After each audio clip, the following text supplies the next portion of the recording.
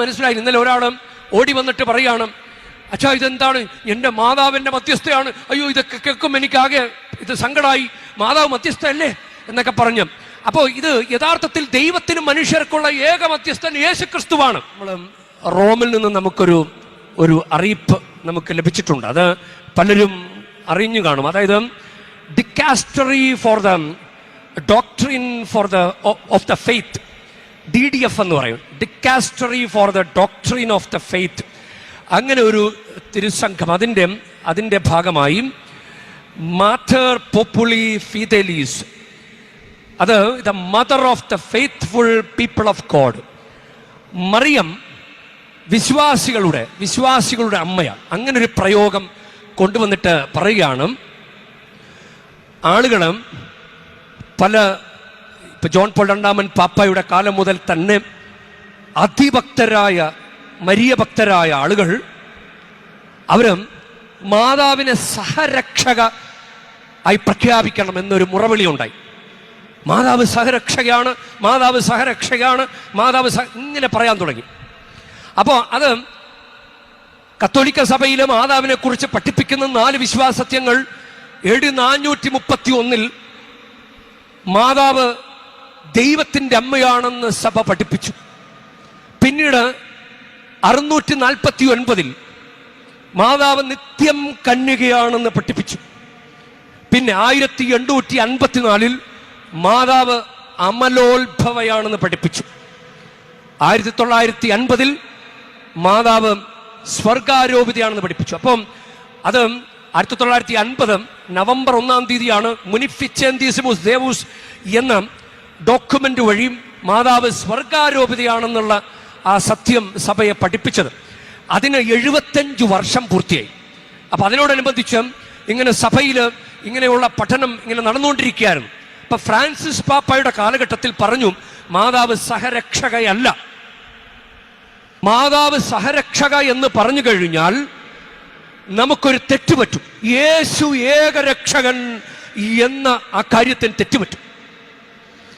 അതുകൊണ്ട് മാതാവിന് ആവശ്യമില്ലാത്ത അപദാനങ്ങൾ ചാർത്തിക്കൊടുക്കരുത് എന്ന് ഇന്നലെ ലയോ 14 പാപ്പ കത്തോലിക്ക സഭയോട് പറഞ്ഞു.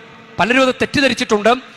അതുപോലെ തന്നെ മറ്റൊരു പ്രയോഗം, മാതാവ് സകല കൃപകളുടെയും മധ്യസ്ഥയാണ് എന്ന പ്രയോഗം. ഇങ്ങനെ മധ്യസ്ഥ എന്ന് പറയുമ്പോൾ ചിലപ്പോൾ തെറ്റിദ്ധരിക്കാൻ സാധ്യതയുണ്ട്. ഒരുപക്ഷെ നിങ്ങൾക്കറിയാവോ എന്നറിയില്ല, കത്തോലിക്ക സഭയിൽ ദൈവത്തിന് കൊടുക്കുന്നത് ആരാധനയാണ്, വർഷിപ്പ്. അതിന് ലാറ്റിൻ വാക്ക് പറയുന്ന ലാട്രിയ എന്നാണ്. നിങ്ങൾ ഗൂഗിളിൽ അടിച്ചു നോക്കിയാൽ കാണും, LATRIA, ലാട്രിയ. ദൈവത്തിന് കൊടുക്കുന്നത് ലാട്രിയ ആണ്. ഇനി മാതാവിന് കൊടുക്കുന്നത് വെനറേഷനാണ്. അതിന് പറയുന്നത് വിശുദ്ധരിൽ ഏറ്റവും കൂടുതൽ വണക്കം കൊടുക്കുന്നത് മാതാവിനാണ്. അതുകൊണ്ട് അതിവണക്കം എന്ന് മലയാളത്തിൽ പറയും. ലാറ്റിനിൽ ഹൈപ്പർദൂളിയ എന്നുള്ള വാക്കം DULIA, ധൂളിയ, ഹൈപ്പർദൂളിയ. യൗസേപ്പ് പിതാവിന് ഫ്രാൻസിസ് പാപ്പ തന്നെ പഠിപ്പിച്ചു, ആദ്യ വണക്കം യൗസേപ്പ് പിതാവിനും കൊടുക്കണം. അത് പ്രോട്ടോദൂളിയ. മറ്റു വിശുദ്ധർക്ക് വെറും ധൂളിയ എന്നുള്ള വാക്ക് മാത്രം. അപ്പോൾ ചില ഇടങ്ങളിലൊക്കെ വിശുദ്ധർക്ക് ഇങ്ങനെ കുറെ പ്രാധാന്യം കൊടുക്കുന്നു. ദൈവത്തിന് കൊടുക്കേണ്ട ആട്രിബ്യൂട്ട് എടുത്തിട്ട് അത്ഭുത പ്രവർത്തകൻ, അസാധ്യ കാര്യങ്ങളുടെ മധ്യസ്ഥൻ എന്നൊക്കെ പറഞ്ഞ് ദൈവത്തിന്റെ ചേരുവകകൾ എടുത്ത് വിശുദ്ധർക്ക് കൊടുക്കുന്നു. വിശുദ്ധര് ദൈവമല്ലല്ലോ, മാതാവ് ദൈവമല്ല. അപ്പൊ അതാണ് മാതാവിനെ ദൈവത്തെ പോലെ ആക്കുന്ന ഒരു രീതി സഭയിൽ കണ്ടു തുടങ്ങി. അതുകൊണ്ടാണ് ഇപ്പോ ലയോ 14 പാപ്പ അടിവരയിട്ട് പറഞ്ഞു DDF, അത് ഡെക്കാസ്റ്ററി four the doctrine of the faith. അതിലൂടെ ഈ ഒരു തിരുവെഴുത്ത് അത് സഭയുടെ ഡോക്ട്രിൻ ക്രിസ്റ്റോളജിയുമായിട്ട് ബന്ധപ്പെട്ട ഒരു കാര്യമാണ്.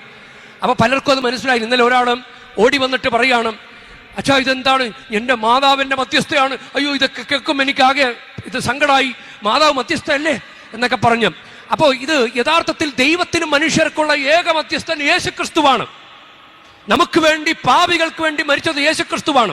ഇനി മാതാവ് സഹരക്ഷക എന്ന് പറഞ്ഞു കഴിഞ്ഞാൽ, സിമ്പിളായിട്ട് പറഞ്ഞു കഴിഞ്ഞാൽ 90% ഈശോയ്ക്ക് 10% മാതാവിനോ? അത് ശരിയാകില്ല. മാതാവ് പോലും അത് ആഗ്രഹിക്കുന്നില്ല. മാതാവ് സഹരക്ഷക എന്ന് പറഞ്ഞു കഴിഞ്ഞാൽ 10% മാതാവിന് കൊടുക്കേണ്ടി വരും. അങ്ങനെയല്ല. മാതാവല്ല നമുക്ക് വേണ്ടി കുരിശിൽ മരിച്ചത്, യേശുക്രിസ്തുവാണ് കുരിശിൽ മരിച്ചത്. അതുകൊണ്ട് യേശുക്രിസ്തു വഴിയാണ് നമുക്ക് രക്ഷ. ഇത് നമ്മൾ ഏറ്റുപറയണം. ഇത് മാതാവ് ഏറ്റുപറഞ്ഞിട്ടുണ്ട് കുരിശിൻ ചുവട്ടിൽ നിന്നുകൊണ്ട്. അതുകൊണ്ടാണ് മാതാവിനെ ഇങ്ങനെ ഉയർത്തിയത്. പ്രിയ ദൈവ പൈതലേ, നീയും നിന്റെ കുർബാനർപ്പണം വഴി, കുർബാന സ്വീകരണം വഴി, കുംഭസാരം വഴി ആകാശത്തിന് കീഴെ മനുഷ്യരക്ഷയ്ക്ക് വേണ്ടി മറ്റൊരു നാമവും നൽകപ്പെട്ടിട്ടില്ല എന്ന് നീ പറയണം, നീ പ്രഘോഷിക്കണം. നിനക്ക് ഇത് ഏറ്റുപറയാൻ വേറൊരു ചാൻസ് ഇല്ല. കുർബാനർപ്പണം, കുർബാന സ്വീകരണം, കുംഭസാരം ഇതുവഴിയല്ലാതെ നിനക്ക്, പ്രിയ ദൈവ പൈതലേ, നിനക്ക് സുവിശേഷ പ്രഘോഷണം ആളുകളുടെ മുമ്പിൽ പോയി പറയാൻ സാധിക്കുമോ? കൃത്യമായിട്ട് മരിയോളജി, ക്രിസ്റ്റോളജി എന്താണെന്ന് പഠിക്കാതെ എങ്ങനെ നിനക്ക് മനസ്സിലാകും? അതിന്റെ അടിസ്ഥാനമില്ലാതെ നിനക്ക് പറയാൻ പറ്റുകയില്ല. പക്ഷെ നിനക്ക് കുർബാന അർപ്പണത്തിലൂടെ, കുംഭസാരത്തിലൂടെ, കുർബാന സ്വീകരണത്തിലൂടെ നിനക്ക് നിന്റെ ജീവിതം കൊണ്ട് പ്രഘോഷിക്കാൻ സാധിക്കും, യേശുക്രിസ്തു ഏക രക്ഷകനാണ്.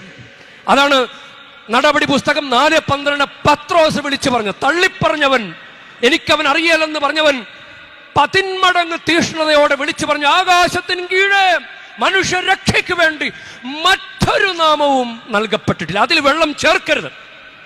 നമ്മൾ മാതാവിന് കുറച്ച് സ്ഥാനം കൊടുത്തു കഴിഞ്ഞാൽ യേശുക്രിസ്തു ഏകരക്ഷകൻ എന്ന കാര്യത്തിൽ നമ്മൾ വെള്ളം ചേർക്കുകയാണ്. നമ്മൾ ദുരാചാരങ്ങളുടെ പുറകെ പോയാൽ, ആ വസ്തുക്കളിലും രക്ഷയുണ്ടെന്ന് നമ്മൾ പറഞ്ഞു കഴിഞ്ഞാൽ യേശുക്രിസ്തു ഏകരക്ഷകൻ എന്ന കാര്യത്തിൽ നമ്മൾ വെള്ളം ചേർക്കുകയാണ്. അതാണ് ഈ പ്രവണത വന്നതുകൊണ്ടാണ് ഇപ്പോ ഇങ്ങനെ ഒരു ഡോക്യുമെന്റ് നമുക്ക് തന്നിരിക്കുന്നത്. അതുകൊണ്ട് നമ്മളത് പഠിച്ചേ പറ്റൂ, നമ്മളത് വിശ്വസിച്ചേ പറ്റൂ, നമ്മളത് പ്രഘോഷിച്ചേ പറ്റൂ. കാരണം നമ്മൾ കർത്താവിനെ അറിഞ്ഞവരാണ്. അറിഞ്ഞവർക്കിനി പിന്നോക്കം പോകാൻ പറ്റുകയില്ല. ഇത് കർത്താവ്, നമ്മുടെ യേശുക്രിസ്തു നമ്മുടെ കർത്താവായിരിക്കുന്നതിന് വേണ്ടിയിട്ടാണ്. നിനക്ക് കർത്താവ് നിന്റെ കർത്താവാകണം. നിനക്ക് കർത്താവിനും വേണം, വേറെ ദുരാചാരങ്ങളും മറ്റു കാര്യങ്ങളും കൂടെ പിടിക്കണോ? നിനക്ക് കർത്താവിന്റെ അധികാരത്തിലും കർത്താവിന്റെ അനുഗ്രഹങ്ങൾ അത് നിനക്ക് വേണമെങ്കിൽ നീ വേറെ ഒന്നിനെയും കൂട്ടുപിടിക്കരുത്.